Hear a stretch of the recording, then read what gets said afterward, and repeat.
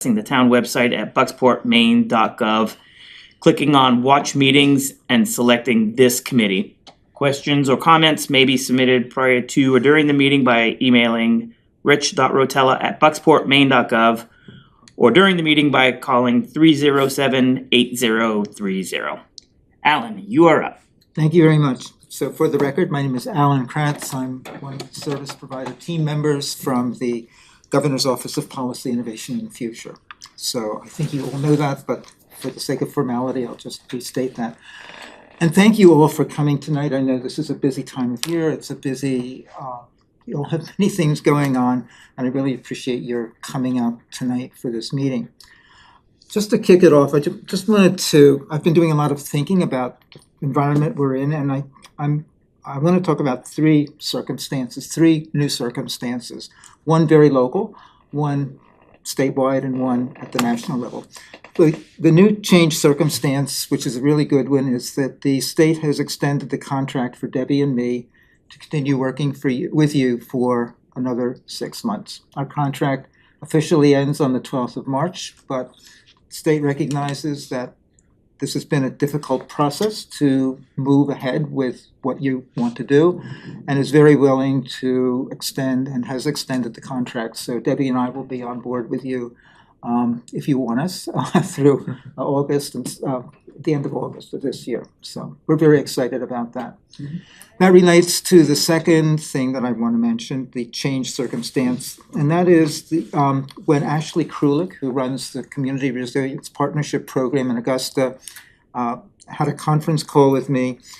She was really eager to see how the state could help you as a town become a full-fledged member in the partnership and gain some of the benefits of the program. And I explained that, as I think you have said your words in many ways, it felt like the program was a situation in which you were trying to fit a square peg into a round hole. Things just didn't really align. And Ashley Krulik said, well, you know, I really want to help the town of Bucksport. So to the extent that the committee comes up with ideas from the ground up, let's talk about that, see how it fits into the scheme, into the program that the state has. And aligned with that is the fact that there will be, as you know, a new grant round in the summer. That new grant round will reflect the new recommendations of the Maine Climate Council. The Climate Council has issued its report. It will be put before the legislature, and that all becomes the predicate for changing and expanding the list of actions for which no local match funding is available. That work has already begun. Ashley and her crew, her teammates, are in the process of revising the application process and the eligible programs and so on and so forth. Those will be available in May, not now. But in the meantime, we have that open invitation to go to Ashley and say, this is what Bucksport wants. How can this fit into the program? How can this really be a good candidate for a no local match grant application and funding when the grant round opens this summer? So that's the second thing I wanted to mention. That, you know, our contract extension, the real receptiveness of the state to make this work for the town of Bucksport. And then, of course, I have to take my breath when I say this.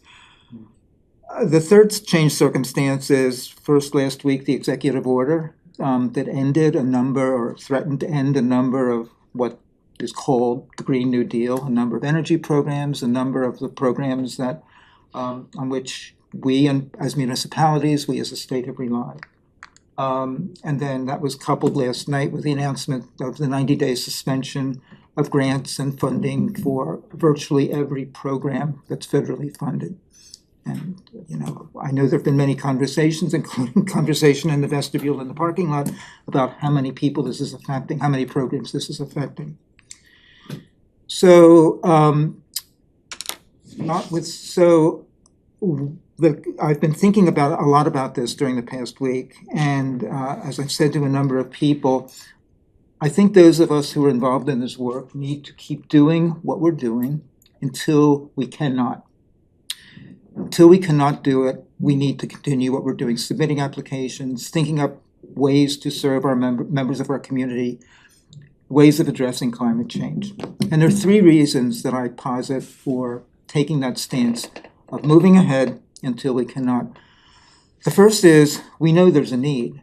I think it's obvious to all of us and the people we work with that there's a need to address climate change, to increase energy efficiency, reduce greenhouse gas emissions, serve people, priority populations who are first and worst affected by climate change, who are last and least to be benefited by programs.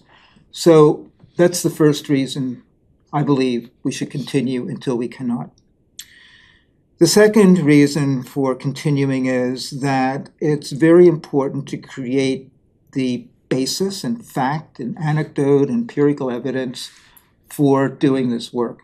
Because at some point, we will be able to resume, and we'll be better able to resume with a good set of facts, documented things, and especially if this goes to litigation, judges will want to call up witnesses who can say, who will be those of us in the climate change community will be tested to prove that there is a need. So we need to create that factual basis. That's the second reason. And the third reason that I suggest we proceed until we cannot is that I don't believe we should validate what is coming out of Washington, because that really invalidates who we are, what we've been doing, and what we know needs to be done to help our members of our community.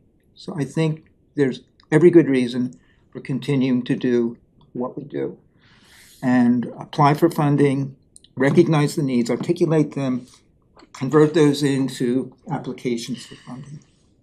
So that's my speech. I'm happy to hear any comments, any questions about any of these things, to change circumstances or how we proceed. I think I'm hearing sort of writ large across agencies, this because it also impacts all the homeless shelters, 37 homeless shelters in Maine, heating assistance and others, and they're all sort of taking the same approach. Work until somebody tells you can't. Keep the shelters functioning until the check stops coming. That is a strategy that I'm seeing sort of in relation to the most recent, and I know it's not about what we're here for tonight, but I'm just It's sort very of much sharing. what we are here for It tonight. is right. I think the temperature that I've been taking, we've been meeting for 2 days at work with lots of different funders in the state, lots of different agencies. There certainly will be challenges to it, and Don and I had spoken earlier about sort of, I was feeling like, what's the point? It's a lot of work on volunteers. And you sort of, to me, you're convincing me there is absolutely a point. Because if we acquiesce, what is our line? Do we keep doing this? Do we keep just giving in when we're doing very good, solid work as communities? So I'm sort of understanding now that path to it, because I was earlier just feeling really defeated. But from my perspective, I'm taking it from different agencies that I also know are directly impacted today, as far as funding for our most crucial spaces. So I think there's some wisdom in sort of not altering what we have learned from our community is needed. So I just don't know. It's hard to say that with not a lot of bandwidth, because we've been through so many meetings, and we got into a place where we had landed on a useful sort of a resource that we felt was would reach those directly impacted, people whose physical structures are likely to be very compromised during climate events, and a warming shelter is a very good equitable solution to people who run into those types of challenges. And so as a community, that came up in some of the public comment too, it would be, I feel like that need doesn't change because of an executive order, right? That need is still going to be here for people in our community who are experiencing challenges from weather events and heat or cold. So anyway, I guess I wanted to say that because since Don and I talked, my mind is evolving and my heart's always in it too. So I'm just trying to sort of take the temperature of everything and what we're. It's almost like we have more responsibility now to go forward because of this. Is sort of what's shifted in me now, and I don't know if that's an emotional response, but I own that it's a very new order, and you know it's less than 12 hours old, right? From what I gather. So this is where I am in this moment, and that's all I can speak for is this moment. Anyway. Thank you. I'm not sure there's any such thing as fruitless volunteering. Yeah, interesting. You know, you may not see the result in front of your face, or you may have blockades in front of your face, but at large, volunteering is heart. And that persists regardless and continues to affect change in other people. Don? This is a very difficult place to be in right now. The way it feels to me, if there is no funding for what we have talked about, if there is none, then I find it what other than talking and supporting and putting out nice vibes, what is happening here? I think this is our 14th or 15th meeting. I can't remember. I have been to most of them, perhaps not all of them. Maybe a couple I haven't. We had a direction that was, for a while, that was well fostered, well supported. It came upon an idea that came outside of this committee between Sean Gagan and the past Peter Remick of creating a viable shelter for this town. That could be, but what they needed was a generator. We discussed that for several meetings. We kicked around other ideas, maybe going in with other towns, perhaps writing another grant to even further that kind of stuff. That didn't get very far. I think we did discuss it. Then at the last minute, we found out that was not a viable alternative because it can't be installed in a non-governmental building, according to whoever the decision makers are. I think that's a dumb decision. I think if a community says that in a response to climate change, that they have willing participants, that kind of thing, then that should be talked about with the decision makers. I don't, maybe we could, I just don't take, because it doesn't make sense to me. What I did some digging into other grant programs and a lot of in private philanthropy. My guess is because this money came from federally funded taxpayer dollars, that because it's a faith-based institution, it's just an eligibility piece. So actually, let me just clarify one thing. Don, you mentioned sure. there Sure. will be funding. The federal funding has been suspended, but there still is state funding. And most of the funding that we're talking about comes from the legislature, so it's not federal pass-through. Oh. So that's a positive. Can you reasonably say in all certainty tonight, Alan, that those funds will, because the state will have to react, and we are in day haze of what has occurred. Climate change is not a popular subject among some decision makers these days. Which is what we're talking about, that kind of stuff. So if the state is going to have some limited funds if the feds stop giving them some dough. That's correct.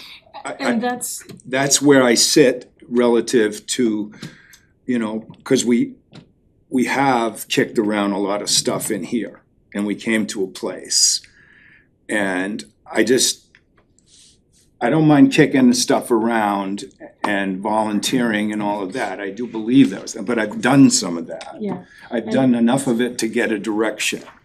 I think And what you're saying, it's a risk, right? Because the interesting piece about what happened this morning with the order is that it's also targeting money already appropriated. And I remember a discussion with town manager about money that we've got appropriated in other buckets from federal grants, and they're targeting appropriated money already. So it's an interesting dynamic. such things as heating assistance, Well, such so- things as veterans being able to get to their appointments in assisted ways to That sign as up. well as grants that the Those- town of Bucksport has already Yeah, been. that's serious um, business, that's been, serious um, business. Can it be rescinded? It can be rescinded, so any, like, Rich is working on some waterfront improvement things and other grants.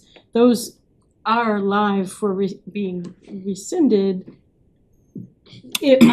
Under the, I'm not saying they will be, but they're under scrutiny. So that was something we took for granted that couldn't happen. Mm-hmm. Like ARPA, I said to town manager, is ARPA at risk? Things like, because it had been allocated, we had a false sense of safety in that money because we were told, this is ours, you got it. Even though it's not directly, so it's hard to know where that will land. And state money does some of the state money come from federal allocations though? So part of the expansion of the Community Resilience Partnership was enabled by the $69 million that NOAA awarded to the state of New Jersey.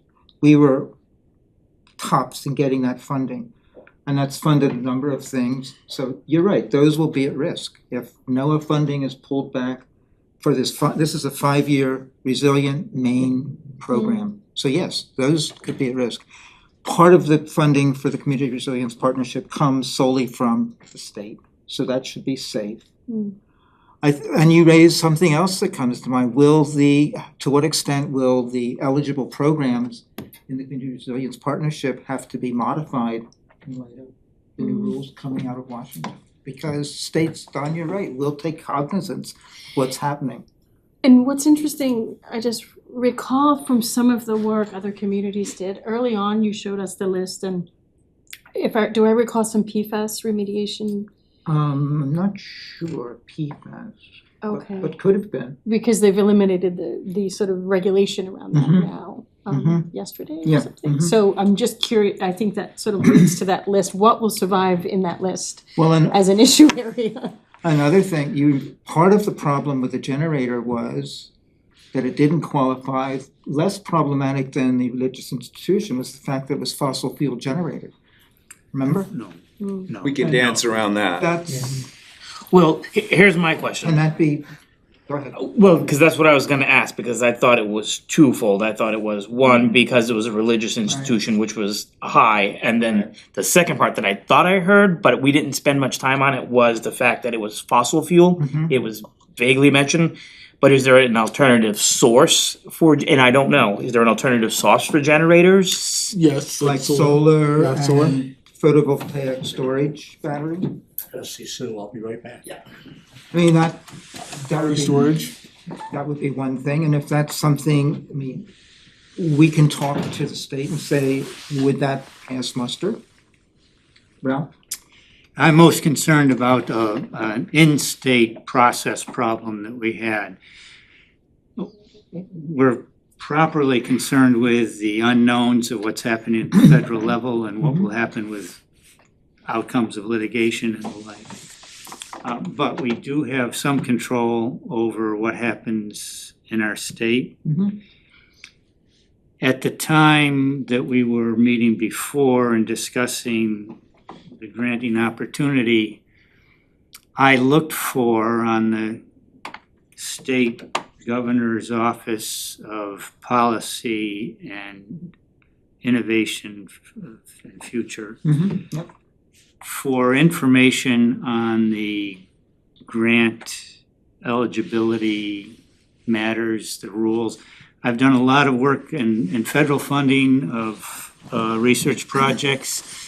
And one thing that was always a fallback to get answers was it all gets published in the congressional record. And so I could always find the details for the eligibility and the rules that applied to those grants. I could not find any mention of the eligibility rules on the governor's office webpage. And we had asked the question about the church, thinking that a church-state separation issue was the a potential problem. And we got an answer that that was not necessarily a problem, that then there was the question of I the, got that reading from the USDA. Yep, you're right. well, my problem is the information about what the eligibility constraints were did not get to us until after our last meeting. This is the first meeting we've had since that information came to us. The eligibility of the fossil fuel fired versus non-fossil fuel fired thing came to us late, but what ended the consideration of it was that we found it had to be a government-owned building. And my question is, when was it known by the grant administrator, which I assume was someone in the governor's office of policy and innovation of the future, when was it known to them that it had to be a government-owned building? And why was that information not able to get to us until it was too late? I'd have to go look at the correspondence and figure that out. I mean, if I was remiss in not getting information to you, I certainly apologize. I think we tried to keep everybody informed in real time. If we failed, I apologize. Well, I think it's worth finding out, not so that we can lay blame at the communication breakdown, but so that we can have some assurance that the problem, whatever it was and wherever it was, and I don't know where it was, has been remedied. Right, and that goes back to the second point that I was making about Ashley Krulik being very eager to talk with us and find out exactly, and do that at the start, so that we know that we're going forward in a appropriate, permittable way. Do you know if the constraints, whether they're from the federal funding, should it be available, or from the state sourced funding, what the rules are that must be in writing someplace, that must be a public document, it must be available to any citizen under the sunshine laws of the state? Do you know where those documents are? I do. I've been told frequently in other situations that it's the legislation that set up Community Resilience Partnership. So that's a legislative act. A state legislative act? And that's why certain things cannot be used for private residences. So the legislature stipulated the way this program could work and what were eligible activities. And was there rulemaking relative to that I don't given know to that- an agency? I don't know that there was a rulemaking as much as it was interpretation by the Governor's Office of Policy, Innovation and the Future.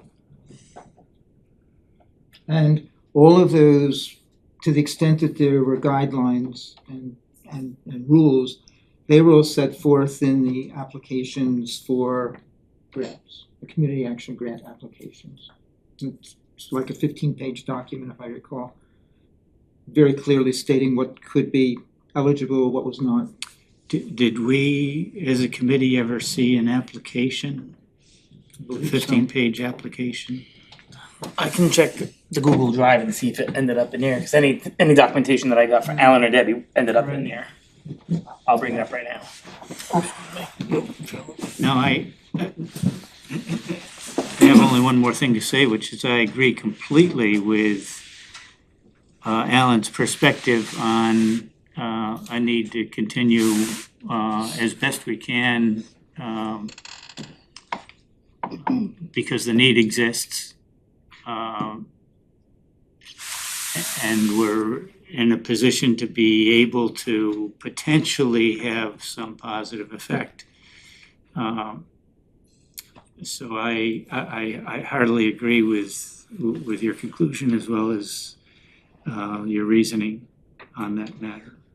I think the next step would be for, in light of the willingness and the readiness and the eagerness of Ashley Krulik, who's our point person in the governor's office, I think it would be appropriate for you as a committee to either reiterate what the need is or modify that, and then take that to her and see, does this fit into current or likely guidelines? Who makes the guidelines? I'm sorry? Who has made the guidelines? Who The makes the governor's guidelines? office. The governor's office.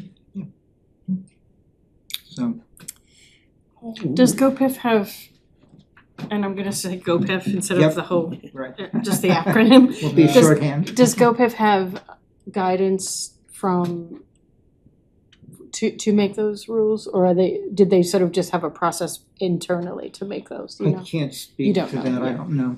I'm just asking because it would sort of give us a sense of the pliability of some of them, right? Right, well, I think the way of testing the pliability is to really focus on what it is, reiterate what you want to do, and then go back to Ashley and say, Ashley, this is what the community wants. How can we fit this into what's available in the way of funding? And there's also no match funding if something's not on the list, which requires a 10%, so that's another way of looking ahead. One other quick comment. Sure. And in my experience, having the guidelines, the guardrail limitations, the eligibility matters up front is very helpful in guiding our own thinking rather than here's what we want to do, does it fit? I'd be much more comfortable thinking about what we want to do based on, through this process, based on what's possible through this process, rather than getting to a spot where here's a nice thing to do, but we don't have any idea whether it's gonna fly relative to the constraints. So as I say, I'm primarily disappointed that GoPIF does not have on their website access to the necessary documents that I feel are necessary for us to begin the process. That's a Yeah, I think the answer to that would be that the application gives that guidance. The list of 72 actions was the guidance. The sample resolution for enrolling was further guidance. I think they would say that collectively these things provide the template.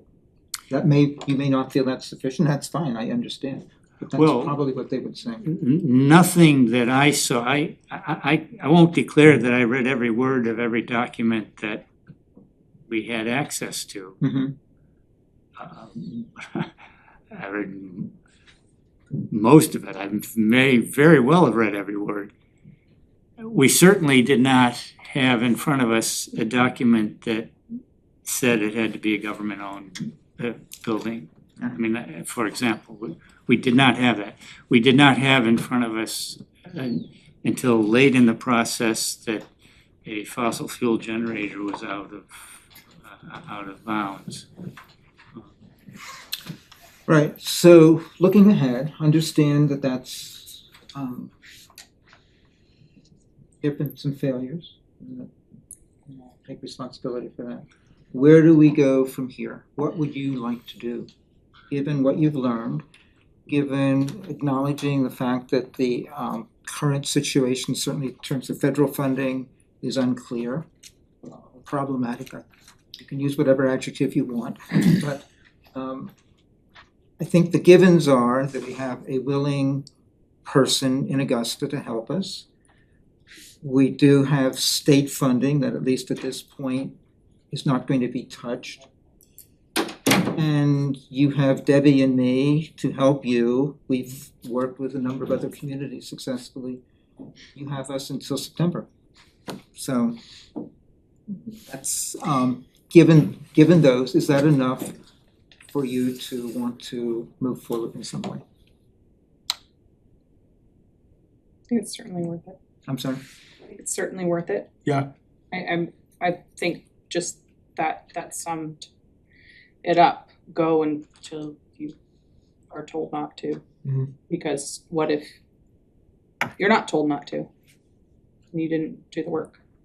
Or what if, someday you're told, hey, go at it again. And you've got this idea ready to go. You said, so the freeze is under evaluation, is it just for 90 days? I missed that part. Yeah, that's what I heard. I Not- heard not that 90 it changes days, the outcome, I was 90 just days curious. suspension. Suspension, All right, All right. that's the wording I heard, Which is 3 months, is that correct? yes. It's a substantial amount of time. Oh, yeah. yeah. And, 90 minutes can be substantial if it's a life and death situation. Guaranteed. yeah.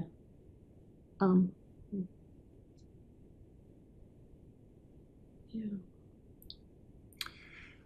Well, let me see if I understand correctly that one decision that we have to make, so let me back up. One decision that the town council has to make is whether or not they'd like our committee to be empowered to continue. I suspect they would do so if we asked to do so.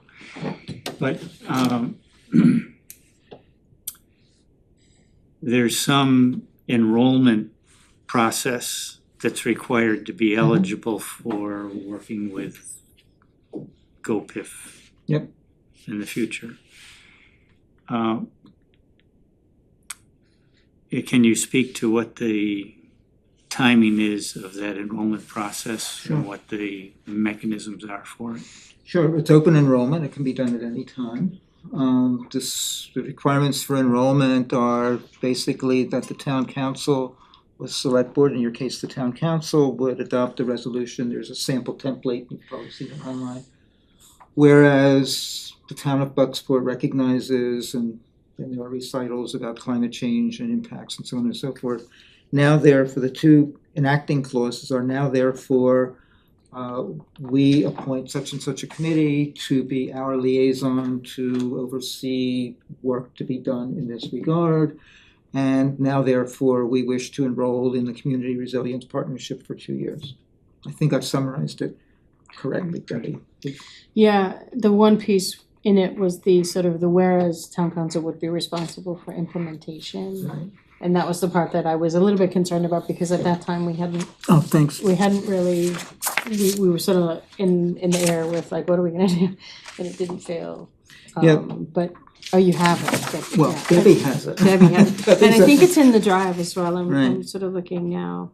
Is now therefore be resolved, the town of Bucksport commits to participating in the Community Resilience Partnership, designates the Bucksport Community Resilience Committee to coordinate planning, implementation, and monitoring of resilience projects and to be the primary point of contact. And third, authorizes the Bucksport Community Resilience Committee to seek funding from the Community Resilience Partnership in the form of a community action grant and to identify for the town council additional sources of funding that the town may wish to pursue to advance, and it lists these strategies here. So the beginning of the resolve obviously would need changing based on your thinking, but those are the enactment clauses.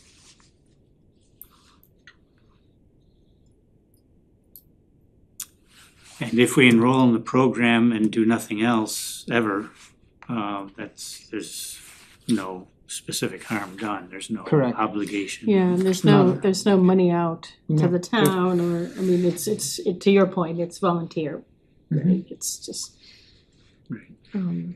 sort of a It's taking out an insurance policy that you may not ever need.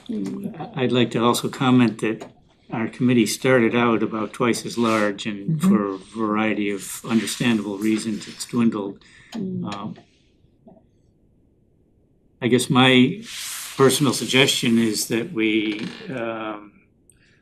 look to enroll, does no harm. We look to see if there are other committee members that might join, because I think we're better off.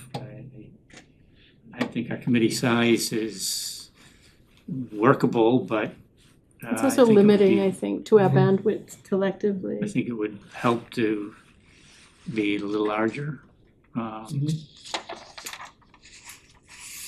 I'll make a comment about what I've been observing, and actually it started after the election, when people started sensing what was coming.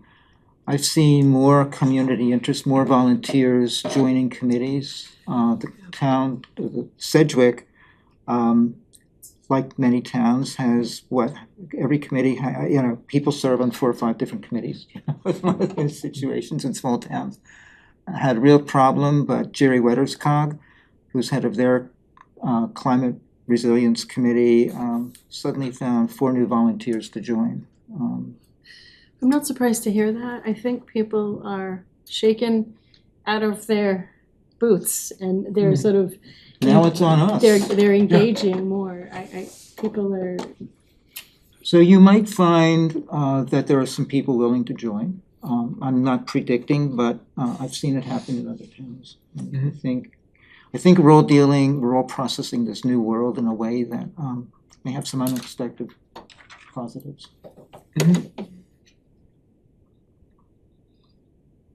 So, how do you propose that we move forward without invalidating the work that this committee has done?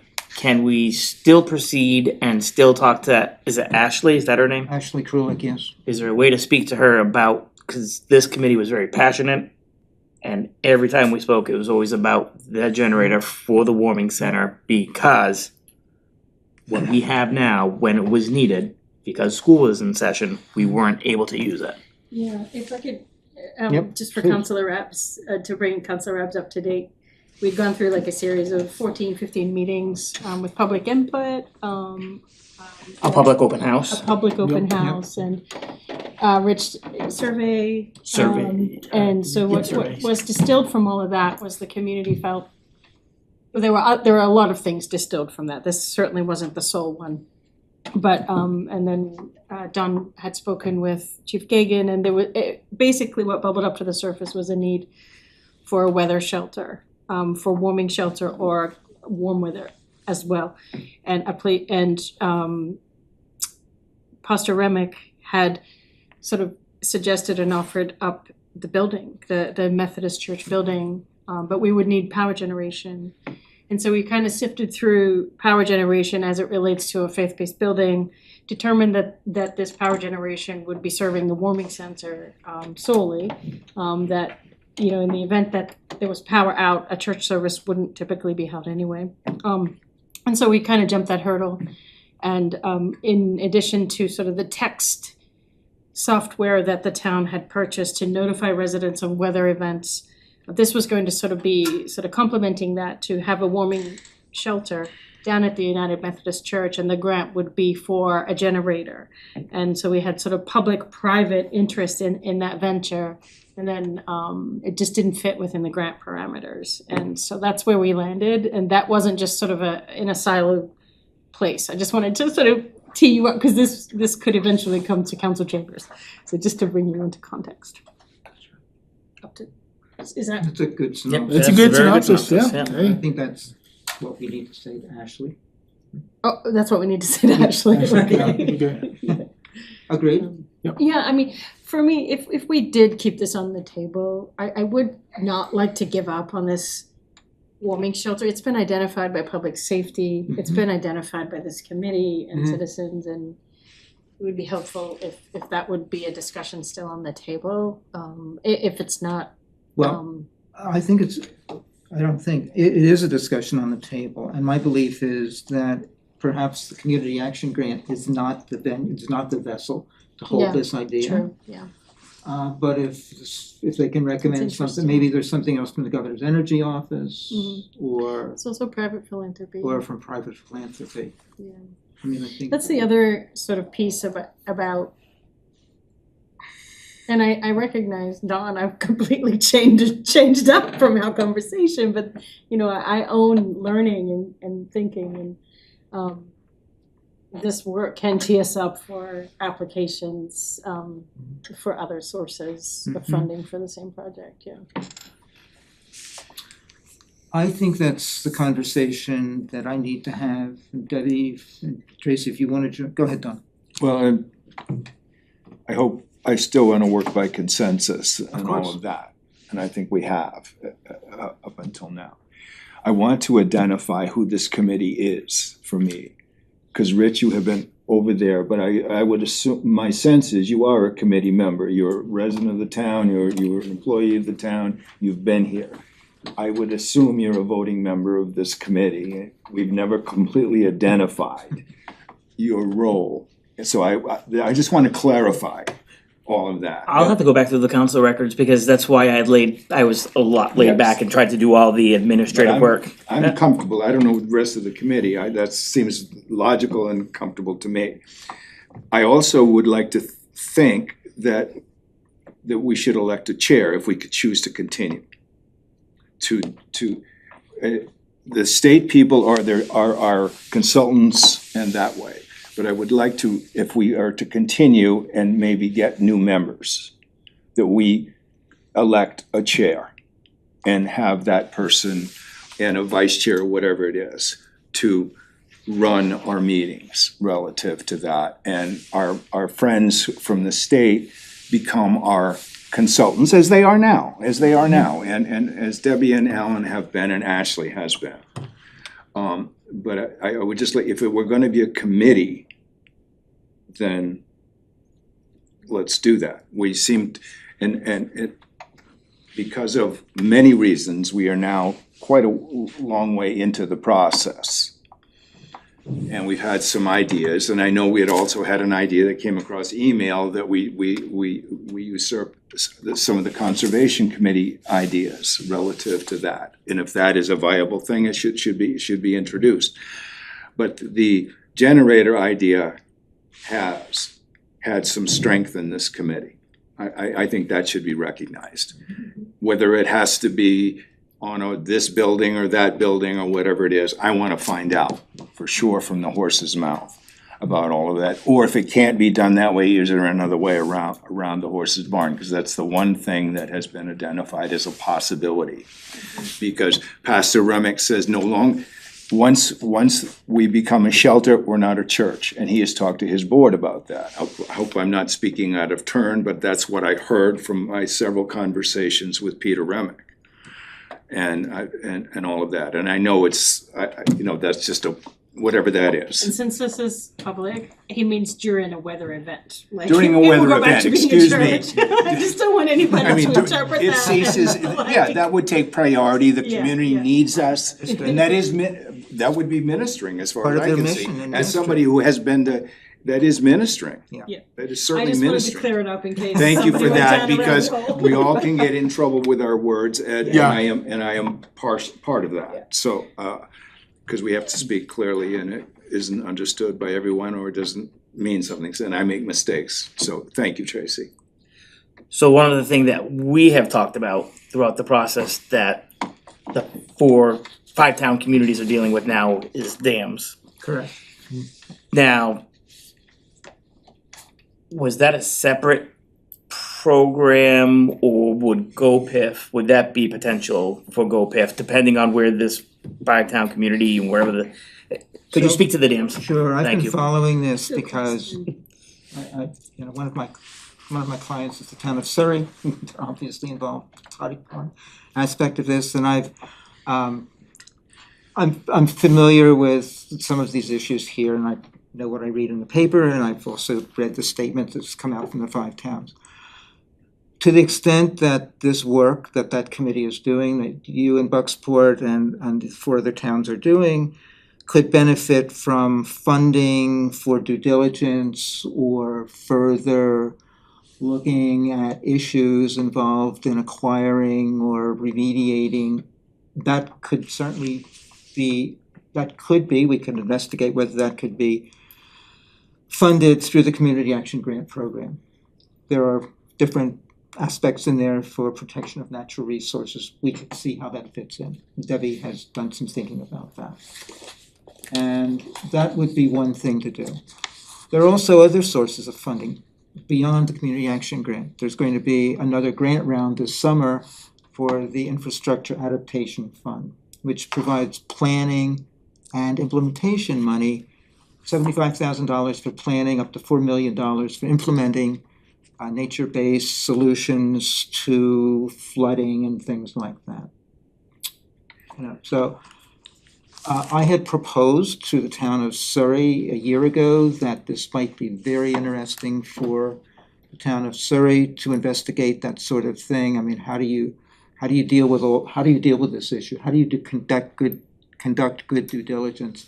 And at that time, as you probably know, the discussions with Bucksport Mill LLC were at a very early stage, and the town of Surrey felt this probably was not the most helpful at this point. It could be later, but not at this point. So that didn't go. But I'm just saying, I think there's attention, the state is paying attention to this. There are ways of looking for funding. This is going to be a huge issue to resolve. We don't know what the entity is going to be that takes over the dam. I mean, maybe I'm saying too much, but you as council members know this more than I do. Yeah, our situation's a little different than You have a sorry, because we're sort of siloed in a legal Right, part of you it, I have- guess, but yeah, You're you're in, but yeah, not the whole. yeah.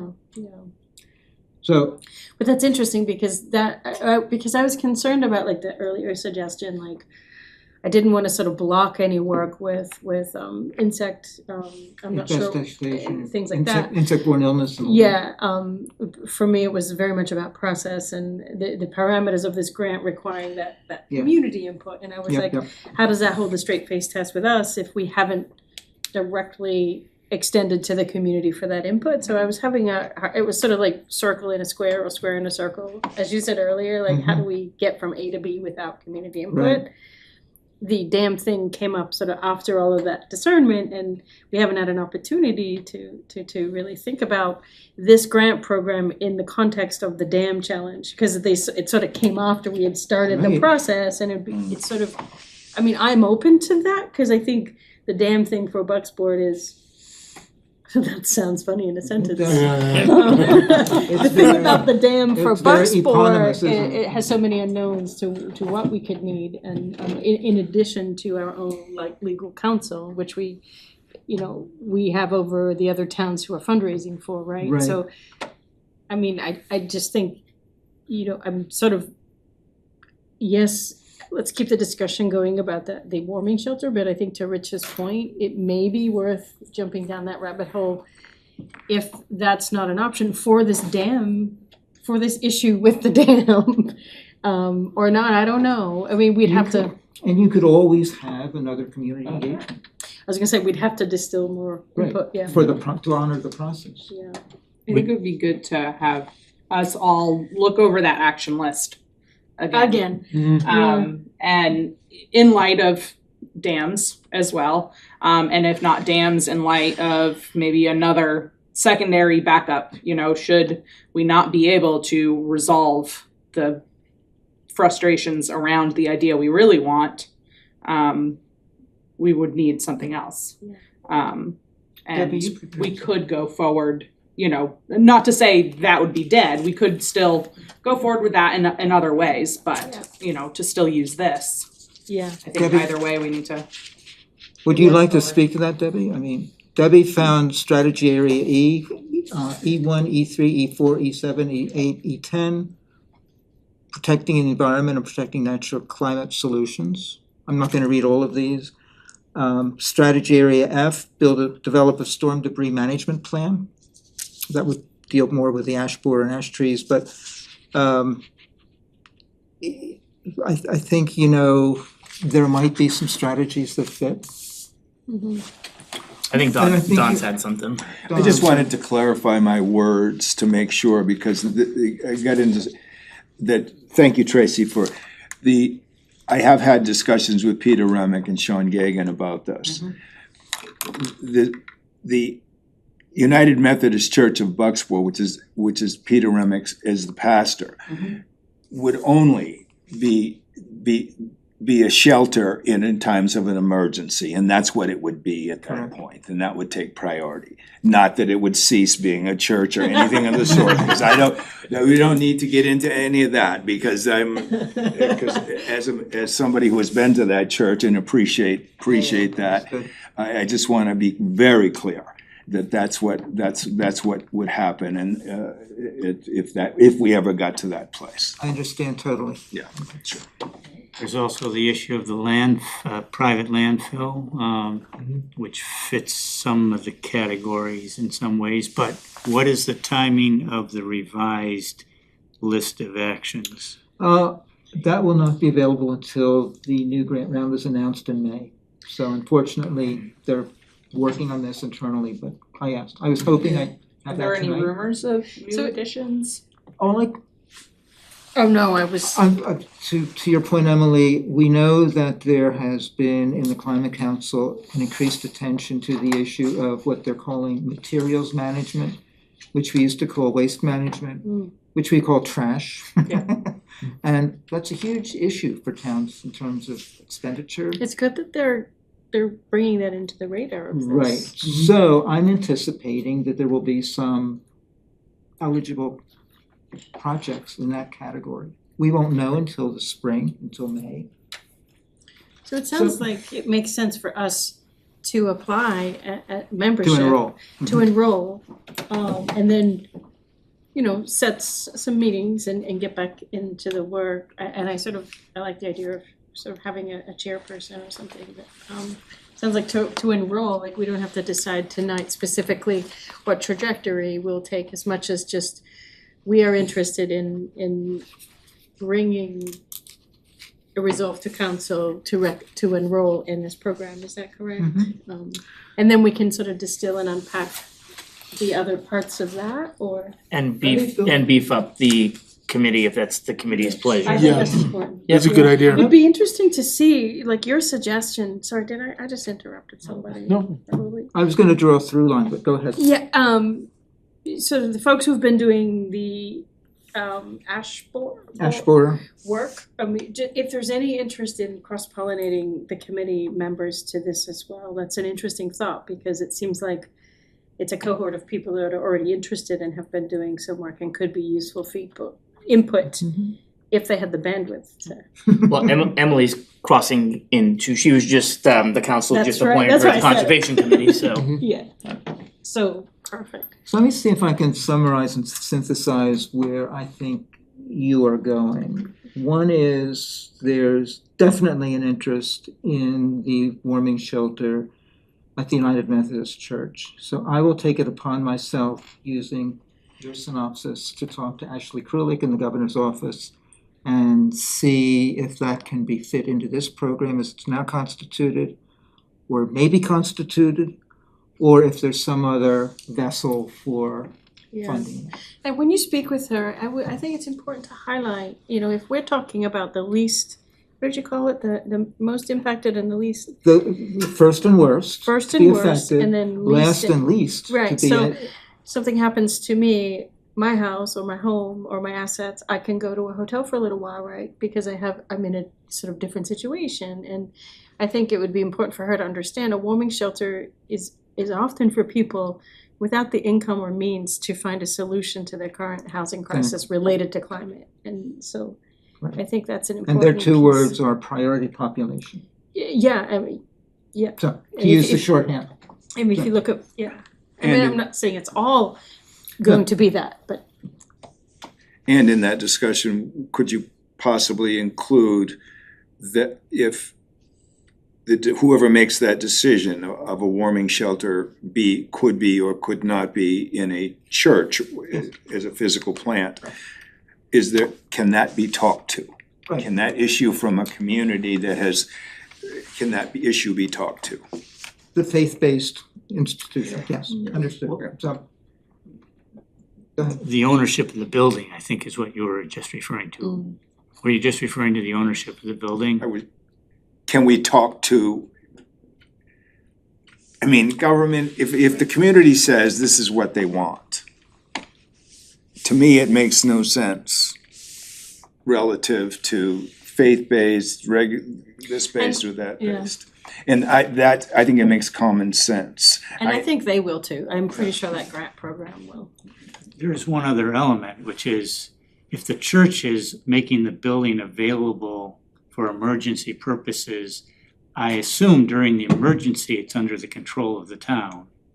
That is to say, the operation of what happens at the emergency shelter is being coordinated through the emergency response system. It of the would be town. public safety. I Public think safety. Sean Gagan said it would be public 'Cause I think safety, Sean- public works. I think Chief Gagan and Peter have had those kind of discussions. I'm not sure, but they certainly have, that's where the genesis of all this came from. Yes, Yeah. I agree.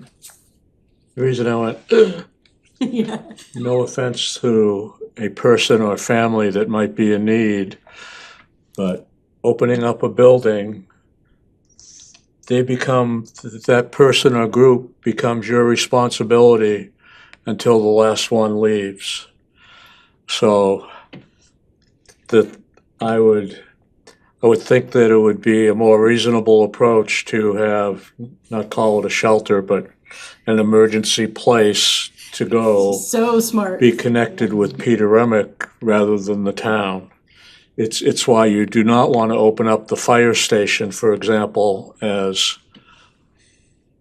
a place, because then the town becomes responsible to that last person leaves. We received some guidance from Andrew Andrew Sankey to that effect. I think we're using the wrong term. You're right, and I think we Yeah. probably should correct that in We'll check that. because he did guide us against calling it, I call it a shelter just because I call it a shelter, but it does have Yeah. another name. Okay. So And I think Debbie's taken, it's what we need. Debbie's Yeah. taken very good minutes, and I'll go back and we'll see Yeah. what the wording is. Thank you. And say if it does all fall together and you getting I think getting a grant for a generator, that's a noble cause, but now then there's the MRO, the maintenance, repair and operations cost. I mean, where does the propane come from to fire that generator and so forth, it gets a little sticky, but we'll figure a way through it, I guess. A lot of things are sticky these days, Paul. Yeah, that's So true. I'm very attentive in If we can get that far, it'll be a pleasant problem to have, I guess, yeah. maintenance and operations. Two is a key entities that part of have any talked operation. about it that are reasonable Yeah, people. and I think, to your point, and I don't think you heard, but that would have to be built into the budget for the grant application. Yeah. It would sort of be a twofold process,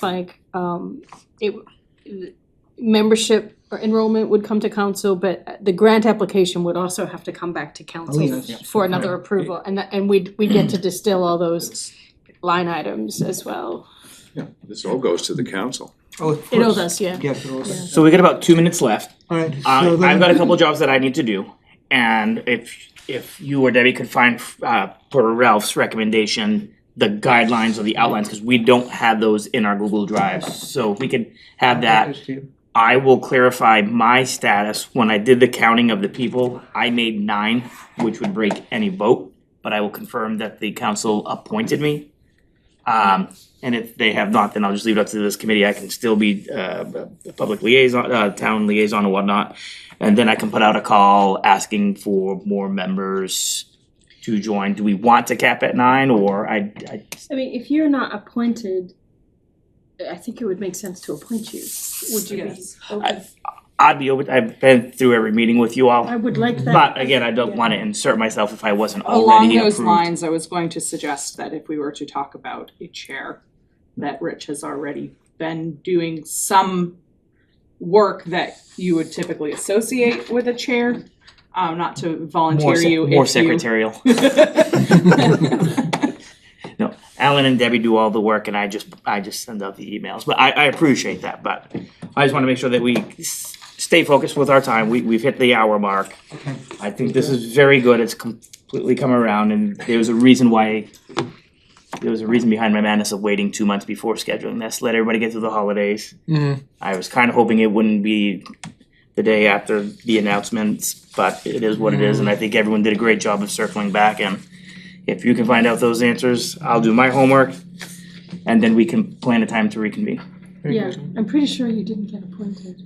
I think you're right. I think you should be on the next agenda. For sure. Alright, thank you, everybody. See, he is acting like a chair. That's only because I left everything. I keep looking at